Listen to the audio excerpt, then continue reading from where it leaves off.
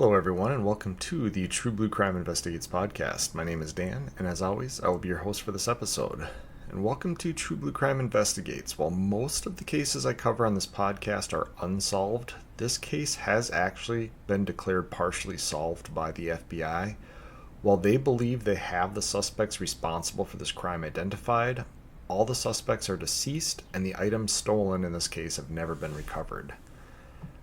They are, in some cases, almost priceless works of art, and there remains a $10 million reward for their safe return. But before we get into the case, let's quick cover the business side of things.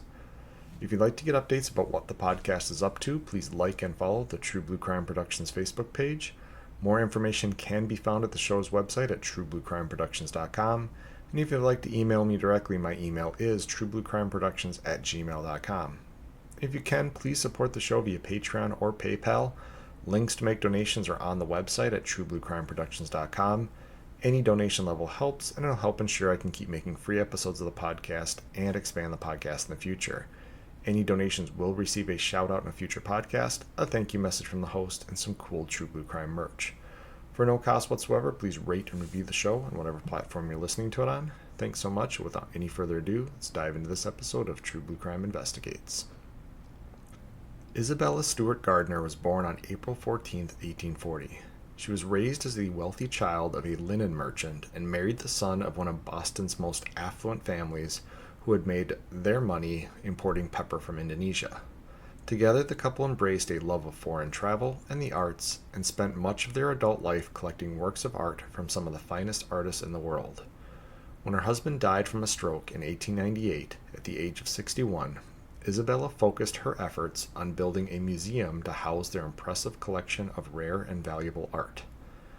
The museum, named officially the Isabella Stewart Gardner Museum, opened to the public in 1903. It was Isabella's dream to allow people to see some of the amazing artwork she had collected instead of keeping it locked away in a private collection where only a select few would ever see it. Isabella spent the last 20 years of her life managing the collection at the museum until she too died from complications from a stroke in 1924. She donated much of her fortune to various charities and left a sizable amount of money to be used as operating costs for the museum. But by 1982, the museum was running low on funding and lacked modern security features such as motion sensors and CCTV cameras. Because it housed some of the most expensive works of art in the world, this made it an incredibly enticing target for art thieves, specifically local Boston area members of organized crime. The FBI uncovered a plot for a heist of artwork from the museum in 1982 that forced the staff to set aside funds for basic security measures. However, due to their limited funding, the security measures still paled in comparison to other museums in Boston. In 1990, the security procedures were still incredibly lacking, and two men took advantage and conducted a successful robbery. They stole 13 pieces of art that are valued at $500 million in today's money. This is the story of the Gardner Museum heist. The flaws in the security system at the museum were created by a perfect storm of conditions. As mentioned before, the museum lacked significant funding, and much of its budget had to be spent on expensive upkeep to the building, to include installing and maintaining a climate control system to protect the artwork inside. While a review of the security measures in 1988 found the museum had adequate security, it noted several weaknesses that made the museum vulnerable to a heist. First and foremost, the lack of funding meant that security guards at the museum were not paid well in comparison to guards at other museums. This created two problems. One, the guards were often less experienced and less incentivized to keep their job. The applicants for the position were, as a whole, less qualified, and the turnover rate was high. There's also more susceptibility to being bribed or bought out by organized crime due to the low wages and lack of loyalty. The building itself needed some major security renovations to make it harder for someone to commit a heist. While Isabella had been involved in the design of the building, it's not likely that she had thought hard about the late 20th century criminal advancements during the process. However, she did put in place strict guidelines governing that any renovation or demolition inside the building was forbidden, and these rules made security improvements difficult, if not impossible. Finally, the artwork was not insured. Due to the value of the paintings, the cost of insurance alone exceeded the overall operating budget for the museum. Also, Isabella's will stated that none of the works of art were to be sold, removed, or replaced, so insurance money couldn't be used to buy replacement works of art if anything was stolen. St. Patrick's Day is a day of celebration and inebriation across the United States, but especially in Boston. It's one of the busiest nights for Boston police, as large crowds of drunken adults wander the streets, and the department's officers have their hands full dealing with normal Boston crime and the babysitting duties of the holiday. 30 minutes after midnight on the evening of St. Patrick's Day, two men dressed as Boston police officers parked outside the entrance to the Gardner Museum. In the following 81 minutes, one of the greatest heists of all time would be completed, and 33 years later, the artwork is still missing. We'll break down the crime as best as we can, and then explore some of the theories and suspects behind the robbery. Per museum policy, there were always two security guards working the overnight shift at the museum. They were to take turns, with one working the security desk, an area that had the alarm panels and the only direct alarm to the Boston PD, while the other guard roamed the building with a flashlight and a handheld radio. On duty that evening was 23-year-old Rick Abath, a man who looked more at home in a heavy metal band than as a security guard, and 25-year-old Randy Heist. Rick had worked the overnight shift for a while, but this was Randy's first overnight shift at the museum. Rick took the first walking patrol that evening, and he noticed several fire alarms going off around the building, and returned to the security room and shut off the fire alarm panel. The 1982 plot called for robbing the museum using smoke bombs to interfere with the alarm system and to create a distraction for the guards. After shutting off the fire alarms, Rick did another round on the first floor and broke policy by opening an outer door before closing it. He did so without informing Randy, who was working at the desk. According to some sources, Rick told investigators this was something he did every shift because the door had a tendency to not close all the way, and he wanted to make sure it closed correctly. But some articles contradict this and say because this was an alarmed door, if he did open it during his shift and on the previous evening and had been doing it for weeks, there would have been a record of it on the alarm panel printout, and his supervisor would have told him to stop doing it. After Rick returned to the desk around 1 a.m., Randy took off for his hour foot patrol. At 1:20 a.m. on March 18th, two men dressed as Boston police officers rang an external buzzer. Rick saw the men through an outside-mounted CCTV camera and buzzed the officers through the door and let them in. This was a violation of museum policy, as no personnel, even police officers, were supposed to be admitted into the building without proper clearance. Rick later told investigators that the suspects had told them over the intercom that they were there to investigate a disturbance, and Rick believed it was related to the large crowds of drunken partiers that were roaming the streets of Boston. So we'll step aside here and discuss some of the stuff that we talked about. I gave the introduction as to how this museum kind of came to be, because it is interesting that this is one of these private museums that exist in the U.S. They're not state sponsored. They don't have a lot of funding. It's funded completely through private donations and what was set aside by the owner. And again, I don't know if Isabella really thought out how long this funding would need to occur and things like the cost of inflation for the funding. I don't know if money was set aside that was supposed to be enough to grow along with inflation, growth in the stock market, whatever it might be, to continually fund this museum. But it's clear by 1982 that just the basic operating costs have become difficult for this museum to support. And I say that because it's not as if the museum is buying and I guess selling this artwork. They're not allowed to per Isabella's will. So all of the costs that are associated are staffing and building improvements / utilities and that kind of stuff. So I think it said the operating budget for the entire year for this museum, and this is a large building in Boston, I think it was something just shy of $3 million. And when I mentioned the insurance, I think the insurance for just a year on the paintings was somewhere around $3 million or a little over $3 million. So that's what I'm saying.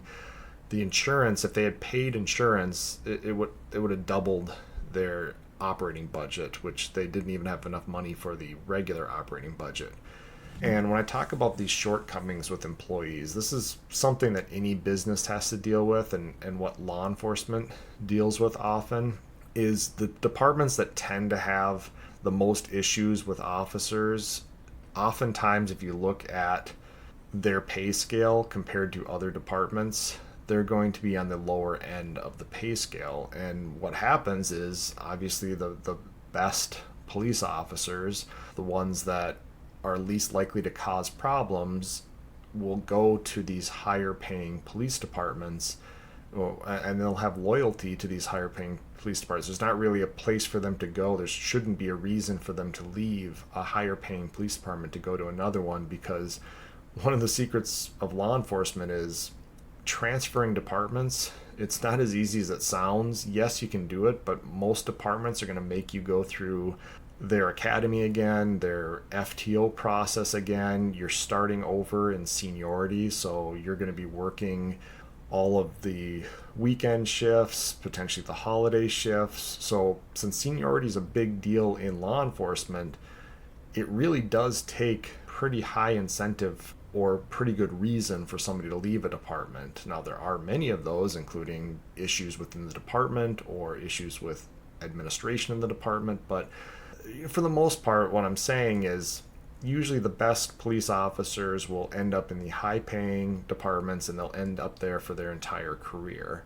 When you look at these museum guards, if you're offering just above minimum wage, yeah, it's not a difficult job. I mean, you're in a locked building for the entire overnight hours. It's not like it's a highly stressful or, again, very difficult or physically demanding job. You're not out in the elements, anything like that. But still, if other museum positions like this are paying more, the better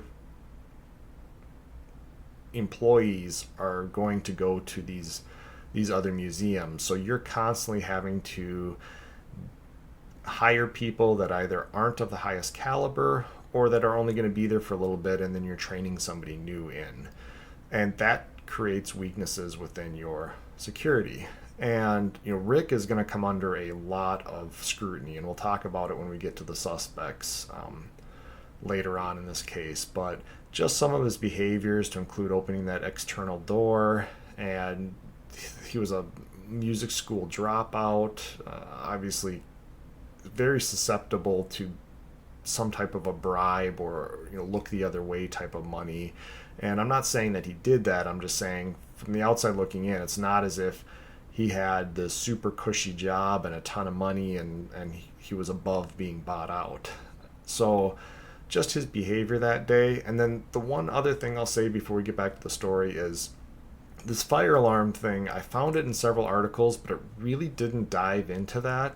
Oftentimes fire alarm panels are going to be tied into your security alarm panels. Now it's not always the case. Sometimes they're separate. But if these fire alarms are tied into the actual security alarms, one thing that people don't always realize about fire alarms is, especially in buildings, whether it has a lot of, nowadays would be things like servers or expensive items like, in this case, paintings, it's not just a smoke alarm. A lot of these are particle alarms. So if you can introduce a large amount of particles into the air, and this happens a lot of the times when people are renovating homes or renovating large businesses where dust gets kicked up, they can set off the fire alarm. So it doesn't necessarily have to be true smoke, because it said that Rick didn't find any smoke, so he thought the system was faulty. Somebody could find a way to introduce something into the air of this museum that would then create issues with this fire alarm system. And if it's tied into the security system, you've now further weakened the security of the museum. So again, while they didn't talk about this much in the articles, I do think there's probably something going on with those fire alarms and Rick messing with the fire alarm panel prior to this robbery. But as it got back in the story, Rick has buzzed these guys in, again, against museum policy, but they're police officers. We mentioned this is St. Patrick's Day in Boston. This is March 18th, but it's an hour after the evening of St. Patrick's Day. So it's still part of the St. Patrick's Day festivities. And there are still a bunch of drunken adults walking around the streets of Boston at this time. So it is believable that I think Rick said he thought maybe somebody jumped the exterior fence of the museum while they're drunk. I mean, I've seen people do some pretty stupid stuff while they're drunk. So he probably believed it was possible and that the police were just following up on, hey, did anybody jump the fence and come into the museum? It's something we need to take a look at. So there's some rationale behind it. It's not like it was a completely quiet night and these cops showed up and said we're investigating a disturbance. So for as much as some people say there's indicators Rick is involved, I think there's a lot of the ability to explain away Rick's behaviors as well. So Rick let the men into the building at 0124 hours, so 1:24 a.m., and they immediately asked him where his partner was. And he told them that his partner was on his rounds. They ordered Rick to call Randy back to the security desk and then told Rick that he looked like a man who knew that they knew had an active warrant and ordered him to step away from the desk. And the desk had the only push-button alarm that was directly tied to the Boston Police Department. And this was important because, again, when the review of the security procedures, there was other museums in Boston that had basically, it sounds like a hourly call-in to the police department. And basically, anytime a museum guard or one of these high security buildings, when their guards did a round on the hour, every hour, they had to call into the police department and notify the department that all was well with the building. And if a certain amount of time passed where a call didn't come in, the department would dispatch police officers to investigate. But that was not part of the museum policy here. Basically, other than the phone lines, a direct phone call to the police department, the only way that Boston PD had any idea something was wrong at the museum was the single push button alarm at the security desk. So once they got Rick away from the desk, they knew that there was very little likelihood that there was going to be a police response. And so once Rick was away from the desk, the suspects detained him and waited for Randy to return and then detained him as well. Both men were secured via their hands and feet, and duct tape was placed over their eyes and head. The guards then marched the men into the basement of the museum, where they were secured to a pipe and a workbench. After removing the suspects' wallets and reading off their names, dates of birth, and home addresses, the suspects threatened to find the men and harm them if they provided details of the robbery to the police. However, they were also promised a reward in 1 year time if they maintained their silence with the police. At 1:34 a.m., with the guards secured, the entire museum was open to the suspects. They waited an additional 13 minutes, possibly to ensure that the silent alarm had not been triggered by Rick during their entrance into the building, and then got to work stealing artwork. And this is something you will see from time to time. They're actually going to be able to see the movement, for the most part, of the suspects by these IR motion sensor trips that get stored on a computer. So they're going to realize these guys hung out for a bit.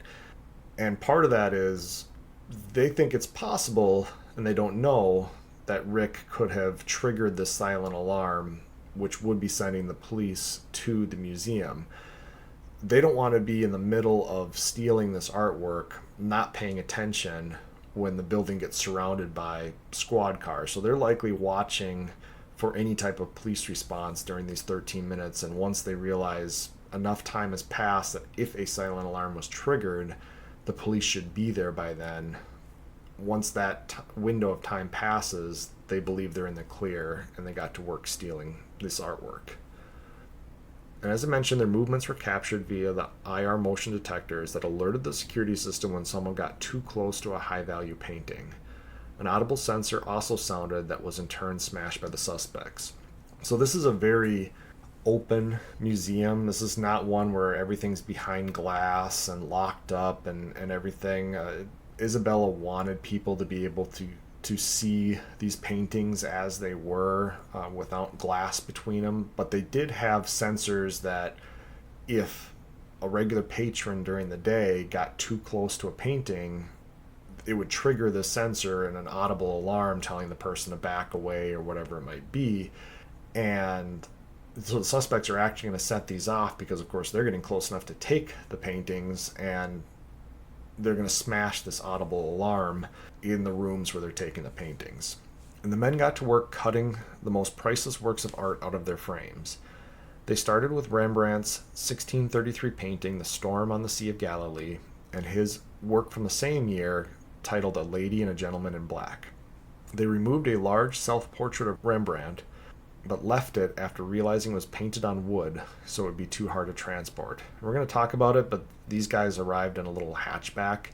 And this is probably a late 80s, early 90s, probably a foreign little hatchback, so you're not fitting a 4 foot by 6 foot, whatever it is, self-portrait of Rembrandt painted on wood. You can't roll it up, you can't fold it up or whatever it might be. So while they thought it was originally on canvas, they could just cut it out.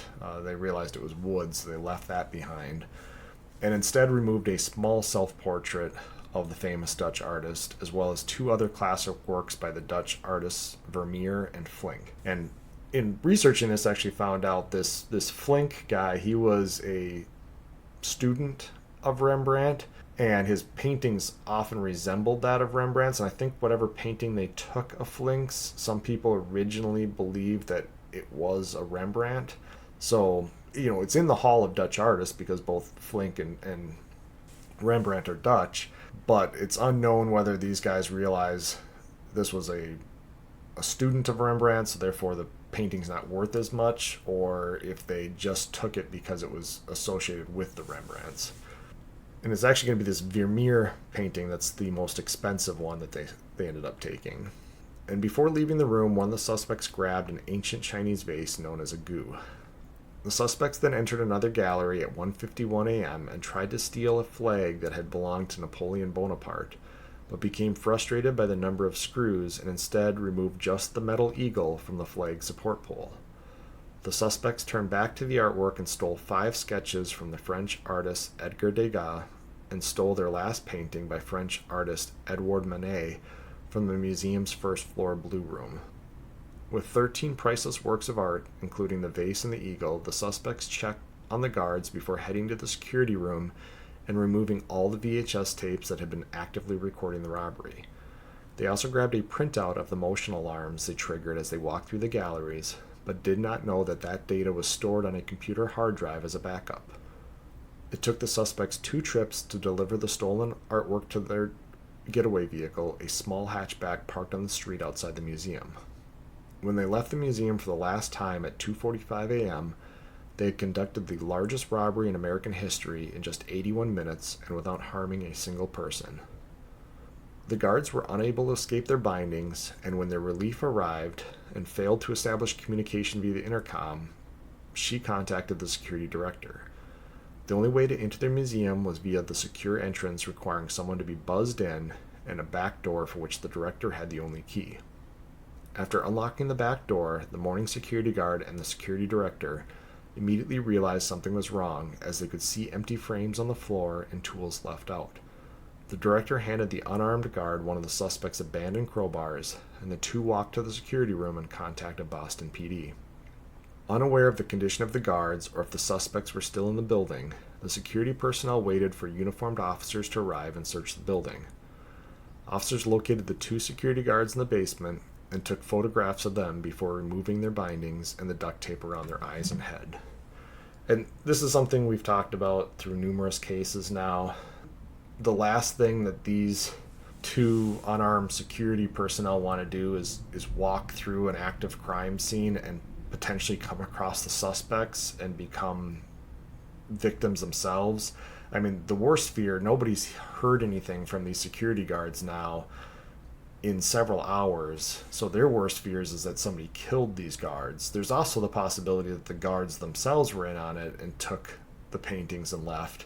And so these 2 security personnel, they did the right thing by contacting police and letting police conduct the search, because if police come across the suspects, then there's going to be a resolution to this incident. But as it is, the police do find the guards. They're unharmed, but still bound up down in the basement of the museum where the suspects left them. And the security director and museum staff compiled a list of the stolen artwork. The initial loss was deemed to be around $200 million in 1990, but due to inflation and the rising cost of rare artwork, the total value of the missing paintings is estimated to be between $500 to $600 million today. Almost half of the total loss is attributed to the painting by Dutch artist Vermeer titled The Concert. The painting is so valuable because it's believed that Vermeer only produced 34 paintings in his career. At around $250 million in value, it is believed to be the single most valuable piece of stolen artwork in the world.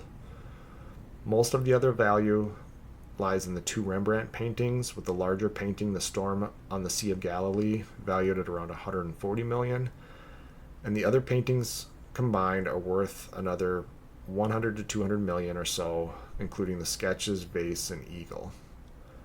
As investigators were brought around the museum, the curator found it odd that while the suspects scored it big with the Vermeer and the Rembrandts, the other art they stole was not nearly as valuable, and several high-value works, to include works by Raphael and Michelangelo, were untouched.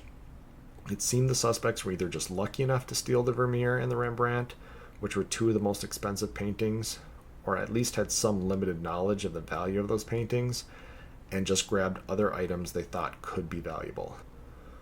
It was clear to investigators that the criminals were adept in carrying out a robbery, but woefully unknowledgeable about the value of some of the paintings.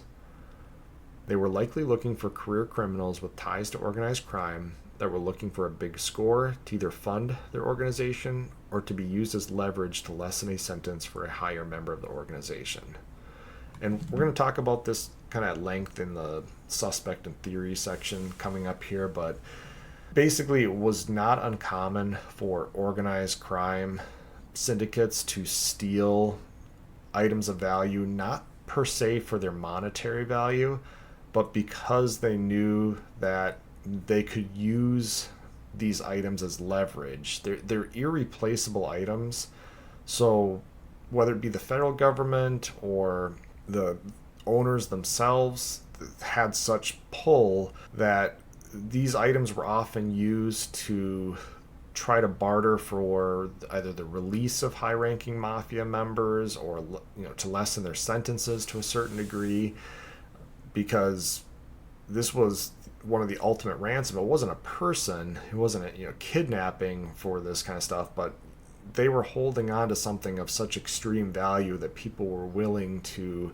make deals in order to get these items back. So this is another reason why the FBI thought some of this artwork was taken when it wasn't really that valuable, is because while the guys wouldn't know that per se, they also weren't necessarily looking for just the highest value items. They were looking for anything that got them some level of leverage. And the more artwork they took, the better. But of course, they can't take all of it. They brought this little hatchback, inconspicuous type of vehicle. So they're going to take, these 13 pieces of artwork. And again, the belief is that they're going to use it as some type of leverage to force authorities when it comes to these prison sentences. And while Boston PD had jurisdiction in the case, the FBI stepped in immediately, knowing that in all likelihood the artwork would be transported and potentially sold outside of Boston and possibly outside the U.S. The scene was processed, but since the museum was open to the public and the artwork was regularly maintained by museum employees, fingerprints and shoe prints did not help locate any suspects. So this is where these public crime scenes, we talk about this from time to time, whether it be a house where somebody hosts a lot of parties, or whether it be something like this where you have a public space. Forensic evidence is only as good as the limitations that can be brought about by that evidence. So if you're talking about a private residence in which typically 5 people live in it at all times, and yes, they might have relatives or friends over from time to time, finding somebody's prints outside of that group of friends or relatives is pretty damning evidence.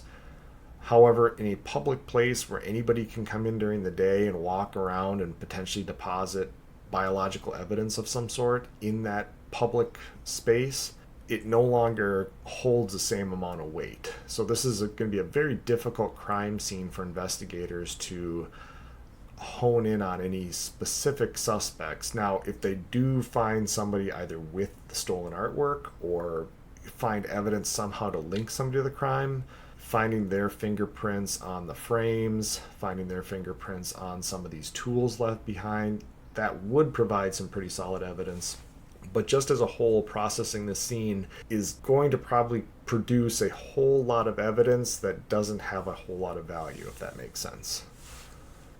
And the FBI did look closely at several leads, starting with the idea that the robbery was aided from the inside, with Rick Abath playing the role of a helpful victim. As mentioned before, the security guards were paid just above minimum wage, and Rick was a music school dropout. He worked the job to pay rent and support his even more low-paying life as an unknown rock band member. His behavior on the night of the robbery and the previous evening of opening a side exterior door was a violation of policy and extremely suspicious to investigators. They also found it suspicious that he had tampered with the alarm panel prior to the robbery, and while his tampering was limited to the fire alarm panel, there did appear to be some tampering with the motion detection devices as well, as the suspects were known to have removed a piece of artwork from the Blue Room, but no motion alarms occurred inside this room. The system was checked out later and found to be working just fine, and had actually recorded Rick's movements during his patrol before the robbery, leading investigators to wonder if Rick had tampered with the motion alarms as well, but failed to turn off ones in the other galleries where artwork was stolen. So this is one of the confusing aspects of the case, and this is just another part of the story that puts suspicion on Rick. Is, again, I mentioned, I don't know if this fire alarm panel was tied into the security panel, tied into these IR detectors. And this is a case where some of the IR detectors worked correctly and others, these ones in the Blue Room, did not work correctly that night. But it wasn't as if they never worked correctly. They worked that night when Rick walked through, and when they had a security expert look at the system, they said there's no reason that it should not have recorded these suspects in the Blue Room. So they do, to this day, wonder if somebody tampered with the IR motion panel and then somehow returned it to working status afterwards, and whether this was part of a plan and they just didn't do it for the other ones or failed to do it for the other ones, or while Rick was messing with the fire alarm panel, if he accidentally turned off the one for the IR cameras in the Blue Room. So there's still a lot of question or speculation about why some alarms worked and some didn't that night. But Rick has maintained his innocence over the years, and under immense pressure and investigation by the FBI, he has never changed his story, and investigators have never found any direct evidence linking him to the crime. In fact, one FBI agent claimed he found Rick too incompetent to have been involved in the crime. And that's something we do hear or see a lot, is when somebody becomes a suspect for a crime, they have to have the capabilities to carry this out. And if we look at Rick, again, if he's doing this and has been bribed or bought out or whatever it might be, the FBI would have likely found some evidence of that bribe, of that money being transferred to him at some point.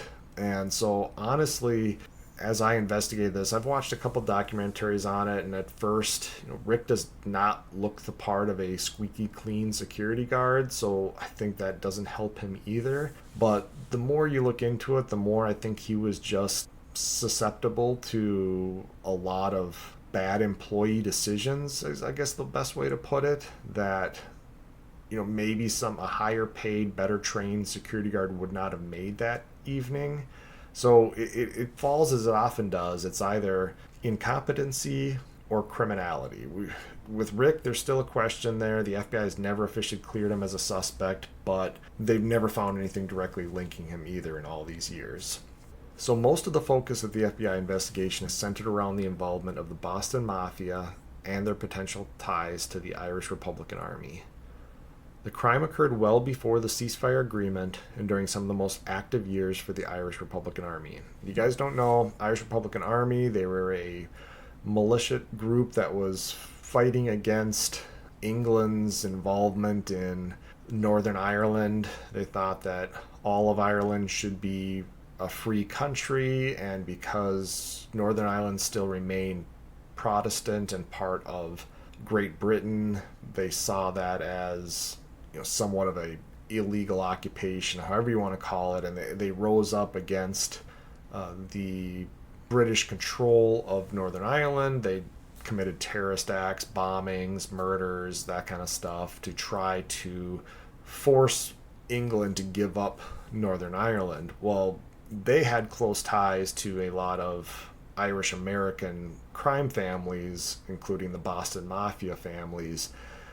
And so there was some belief that because this is during the time period in which there's a lot of activity by the IRA, and they were known to commit high-profile robberies and other financially motivated crimes in order to fund their activities, that really it wasn't outside the realm of possibility that the IRA could have worked with the Boston Mafia and their Irish ties to pull off the robbery.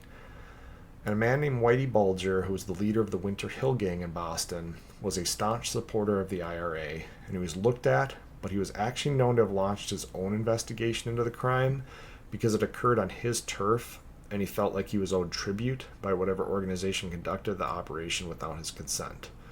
So while the FBI honed in on other organized crimes families, there are some who still believe the IRA obtained the artwork via Whitey, and the artwork is currently in Ireland. So again, if you're the mastermind of this crime, or you're running the family that masterminded this crime, you can look at Whitey's behaviors two ways. You can say it's either legitimate, somebody came into his backyard and committed a crime, upwards of, at that time, probably close to a $250 million. He's going to want some type of payment for that. I know we talked about in the Pierre Hotel heist how the guys that did that crime in New York had to get the blessing and work with the New York crime family who operated in the area of the Pierre Hotel.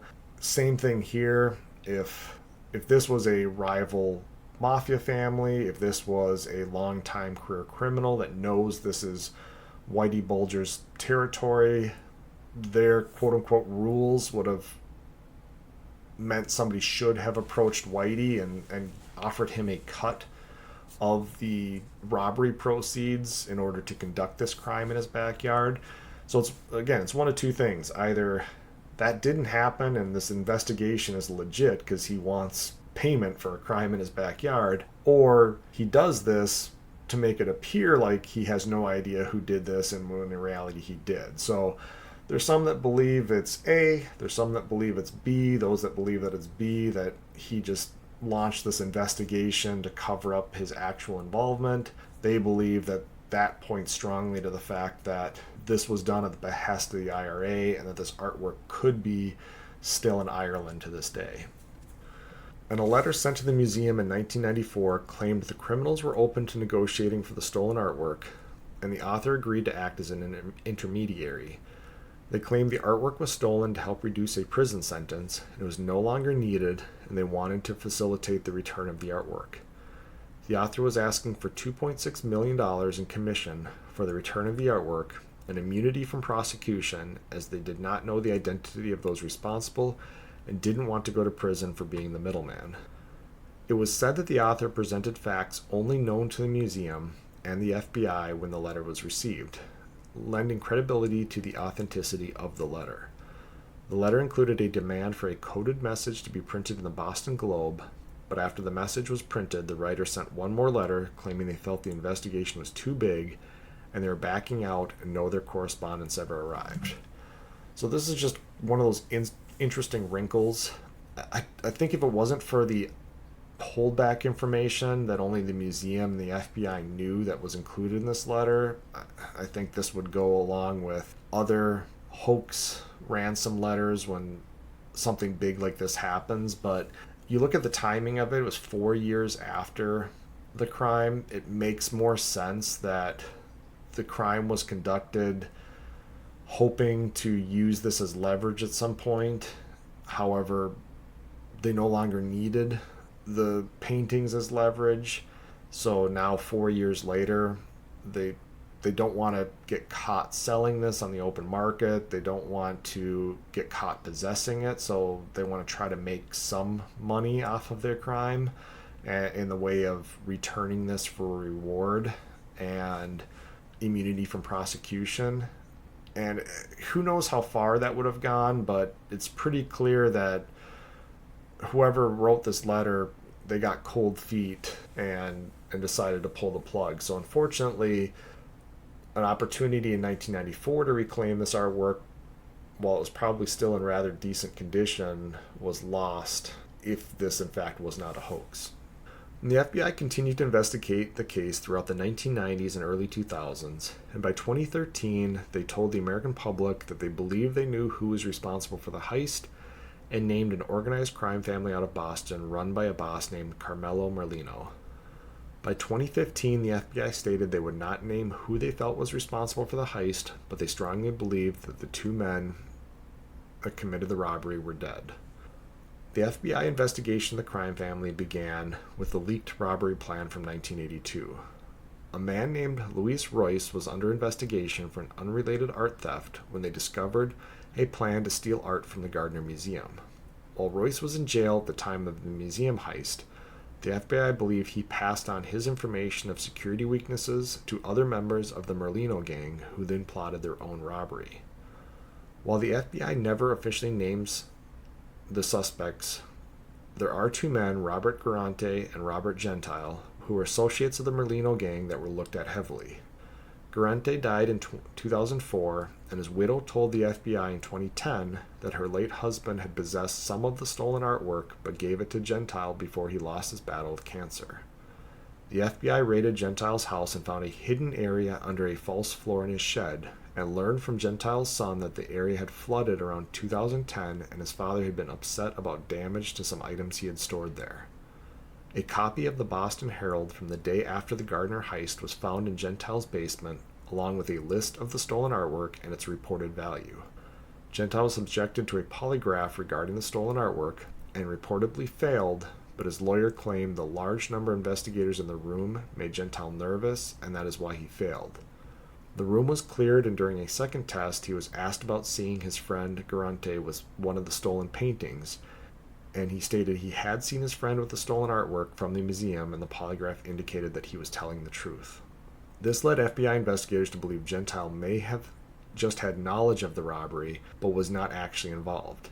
They looked at other members of the crime family and landed on another criminal named Bobby Donati. They were pointed towards Bobby by master art thief Miles Connor Jr., who was in jail at the time of the heist. He told authorities that he and Bobby had cased the museum together, and Bobby had shown special interest in the eagle on the Napoleon flag. The reason for the robbery was to gain leverage in order to reduce sentences of various high-ranking members of Boston crime families that were serving time in 1990. According to some sources, Bobby was in the middle of a gang war and organized the robbery to try and gain favor with some of the families that were after him, but he was murdered in 1991 before he could use the paintings as leverage. Bobby was close friends with Robert Garante, which would explain how the stolen artwork ended up with Garante and was then seen by Gentile years later. This was further backed up by an investigation by the FBI in the mid-90s.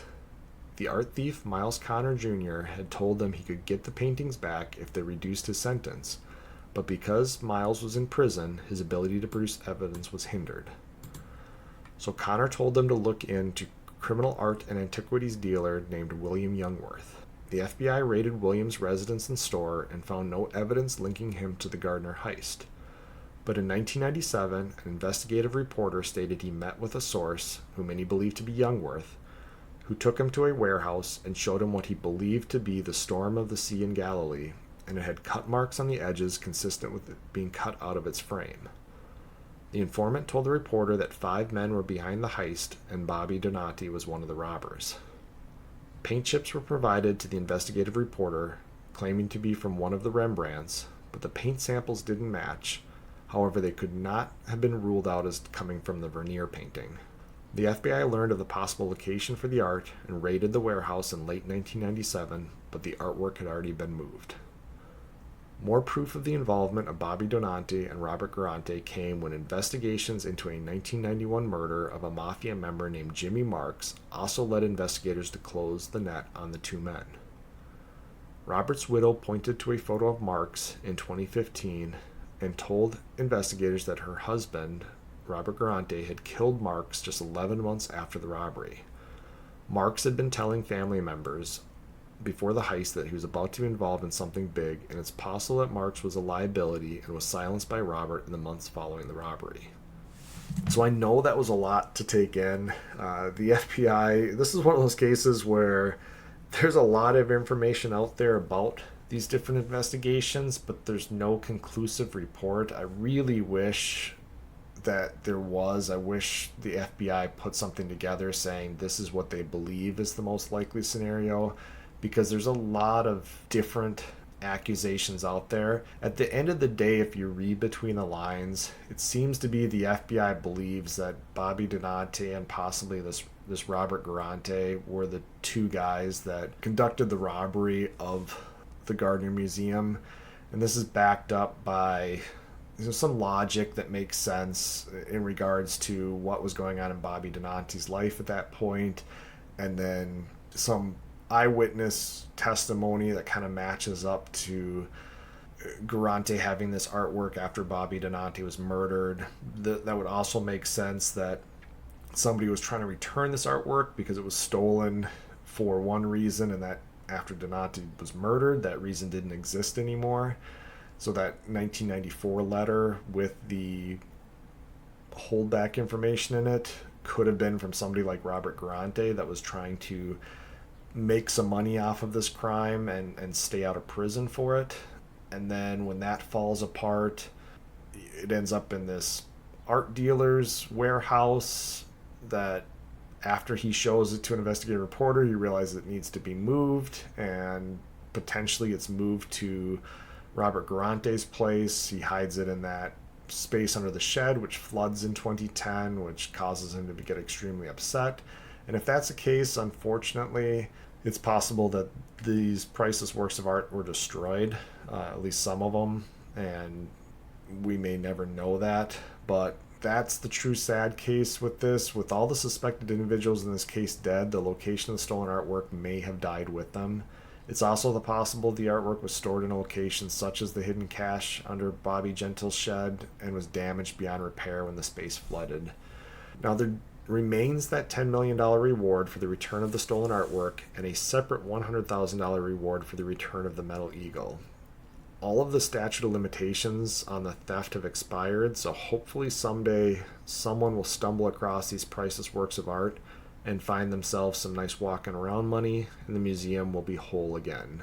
And I say that because actually, if you attend this museum today, this Gardner Museum, the frames from these missing paintings were put back up on the wall. If you remember, Isabella's will strictly stated that these paintings could not be replaced, could not be sold, could not anything like that. The museum was supposed to stay basically in the same exact condition from the time that she opened this museum. She wanted to be this time capsule type place. So with this artwork missing, all it is now is these frames and little indicators as to what was supposed to be shown there. And so if someday by some miracle this artwork is recovered, like I said, somebody is going to find themselves $10 million richer, and that's good for them, and then they'll be able to put these pieces of art back into this museum, and the public's going to be able to see them again, which would be an amazing end to the story. But as for now, that is the story of the Gardner Museum heist. So thank you guys for listening. Stay tuned for future episodes, and feel free to rate me at truebluecrimeproductions@gmail.com. You can also find me at True Blue Crime Productions on Facebook, and support me via Patreon at True Blue Crime Productions. So that's it for today, guys. Thanks for listening. Talk to you later. Goodbye.